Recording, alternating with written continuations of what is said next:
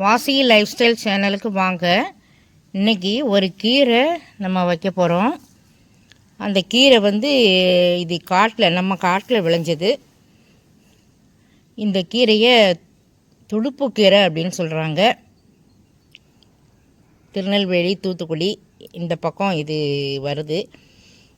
இந்த பக்கம் துடுப்பு கீரைன்னு சொல்கிறாங்க.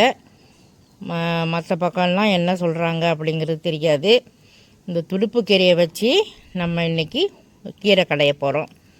அதுக்கு இப்போ க்ளீன் பண்ணுறதுக்காக இந்த காம்பெல்லாம் எடுத்துட்டு தண்ணி வச்சு க்ளீன் பண்ணிக்கலாம். இந்த துடுப்பு கீரையை இந்த மாதிரி காம்பெல்லாம் எடுத்துட்டு இந்த மாதிரி இலையாக போட்டு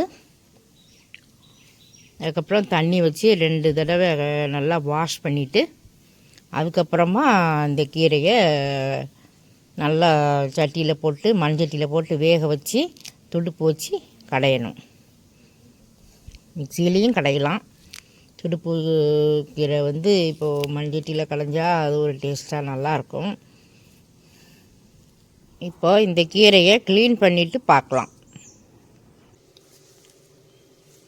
இந்த கீரையை இப்போது தண்ணியில் போட்டு 2 தடவை நல்லா க்ளீன் பண்ணிக்கலாம். க்ளீன் பண்ணிவிட்டு மண்சட்டியில் போட்டுக்கலாம். தண்ணியில் போட்டு க்ளீன் பண்ணுவோம் 2 தடவை.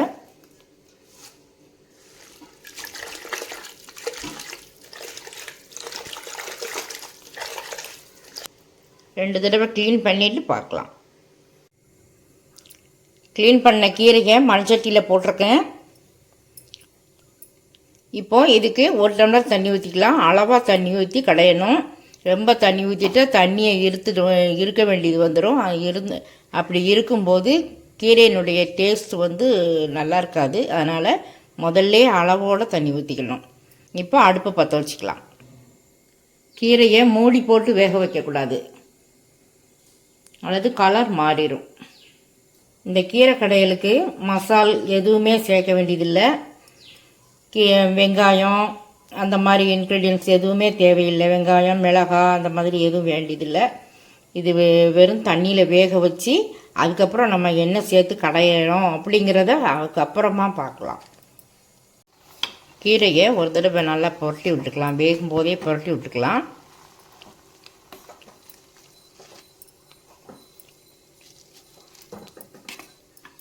மூடி போட்டு வேக வைக்க வேண்டாம்.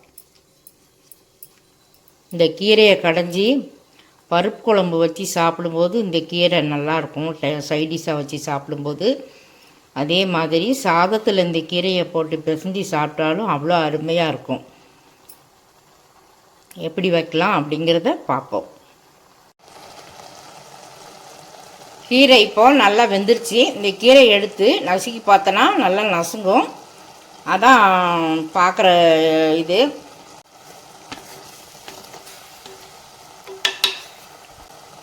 கீரை இப்போ நல்லா வெந்துருச்சு. இந்த கீரையை இப்படி எடுத்து நசுக்கி பார்த்தா நல்லா இப்படி குழஞ்ச மாதிரி நல்லா குழஞ்சிரும். இப்போ அடுப்பை ஆஃப் பண்ணிக்கலாம்.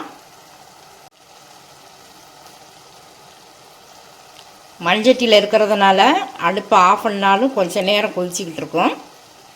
அதை பற்றி ஒன்றும் இல்லை. இதில் சூடாக இருக்கும்போதே நெல்லிக்காய் சைஸ் புளி, சின்ன நெல்லிக்காய் சைஸ் புளி இந்த சென்டரில் நல்லா பறித்து விட்டு இந்த சூட்லேயே இந்த புளி வெந்துடும். இந்த மாதிரி மூடி விட்டுருங்க. இந்த கீரை ஒரு 2 அந்த புளியை நம்ம உள்ளே வச்சு ஒரு 2 நிமிஷம் கழித்து இதை கடையலாம்.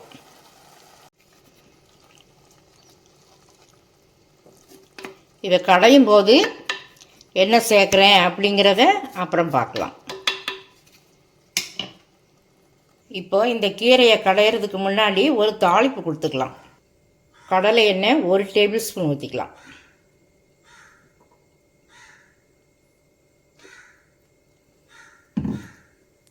இந்த கீரைக்கு ஹைலைட்டே இந்த தாளிப்பு தான்.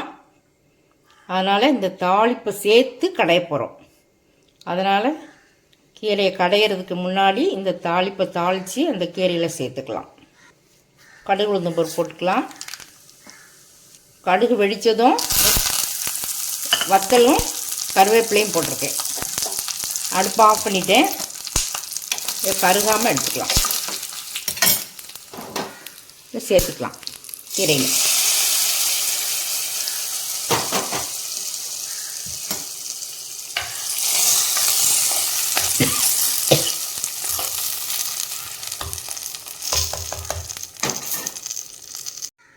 இப்போது இந்த தாளிப்போடு சேர்த்து ஒரு 1/4 டீஸ்பூன் உப்பு போட்டு கடைஞ்சிக்கிட்டு, உப்பு தேவைன்னா அதுக்கப்புறம் போட்டுக்கலாம். முதல்ல உப்பு போட்டால் ரொம்ப உப்பு கரிச்சிக்கிட்டு இருக்கும். அதனால் இந்த உப்பை சேர்த்து இப்போது கடைஞ்சிக்கலாம். நான் மத்து வச்சு தான் கடையிறேன். இதை கடைஞ்சிட்டு காமிக்கிறேன்.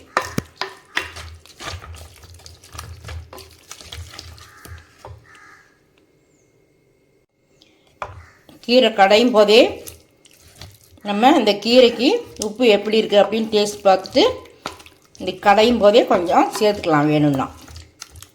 ஏன்னா கரெக்டாக இருக்குது. நல்லா கடைஞ்சாச்சு. கீரை நல்லா பெர்ஃபெக்டாக ரெடியாக இருக்குது. இதை வேறு பவுலில் இப்போ மாற்றிக்கலாம். துடுப்பு கீரை கடைகள் பெர்ஃபெக்டாக ரெடியாக இருக்குது. இந்த கீரை நம்ம தோட்டத்தில் விளைஞ்ச கீரை. இந்த கீரை மார்க்கெட்டில் கிடைக்குமா கிடைக்காதாங்கிறது தெரியல. இந்த கீரை கடைகள் ரொம்ப அருமையாக இருக்கும். சாப்பிட்டு பார்க்கும்போது சாதத்திலேயே புரட்டி சாப்பிட்லாம். இதுக்கு நிறைய இன்க்ரீடியன்ட்ஸ் எல்லாம் தேவைப்படாது. புளியும் தாளிப்பும் சேர்ந்தாலே இந்த கடையல் ரெடியாயிரும். சாதத்துக்கு இந்த கடையலை சேர்த்து சாப்பிடும்போது இந்த கீரை கடையலும் சாதமும் ரொம்ப டேஸ்ட்டாக இருக்கும். நீங்களும் செய்து சாப்பிட்டு பார்த்துட்டு சப்ஸ்கிரைப் பண்ணுங்கள், பெல் பட்டன் ஆன் பண்ணுங்கள். பிடிச்சிருந்தால் லைக் பண்ணுங்கள்.